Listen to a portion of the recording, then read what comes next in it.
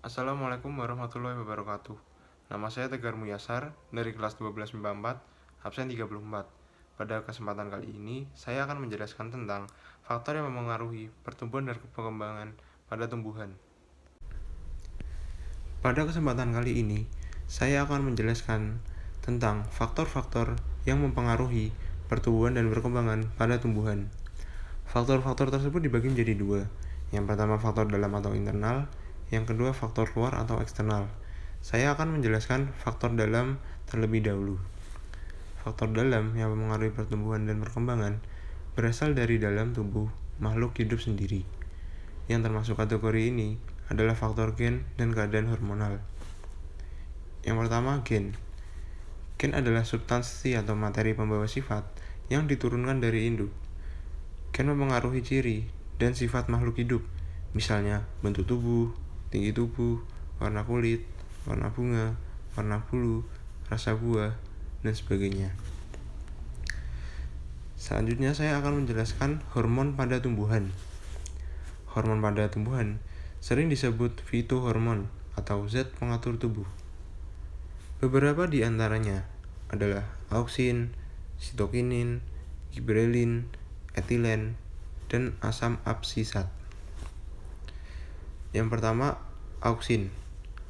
Auksin berfungsi untuk memacu perpanjangan sel, merangsang pembentukan bunga, buah, dan mengaktifkan kambium untuk membentuk sel-sel baru. Yang kedua, sitokinin. Sitokinin berfungsi untuk memacu pembelahan sel serta mempercepat pembentukan akar dan tunas. Selanjutnya ada giberelin. Giberelin berfungsi untuk merangsang pembelahan dan pembesaran sel serta merangsang perkecambahan biji. Pada tumbuhan tertentu, giberelin dapat menyebabkan munculnya bunga lebih cepat. Selanjutnya etilen.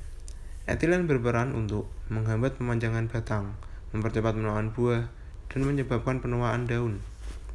Yang terakhir, asam absisat. Asam absisat sendiri berperan dalam proses perontokan daun.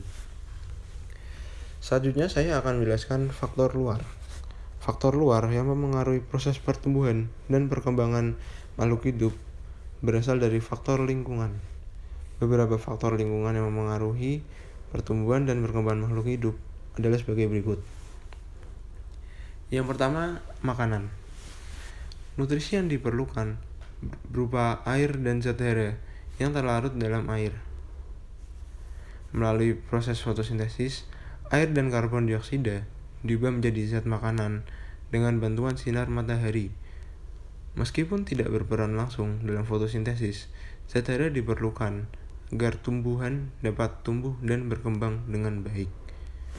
Coba kamu amati, tanaman padi yang terlambat dipupuk, daunnya akan menjadi berwarna kuning. Selanjutnya, suhu. Semua makhluk hidup membutuhkan suhu yang sesuai untuk menunjang pertumbuhan dan perkembangannya. Suhu ini disebut suhu optimum.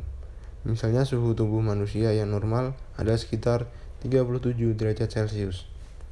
Pada suhu optimum, semua makhluk hidup dapat tumbuh dan berkembang dengan baik.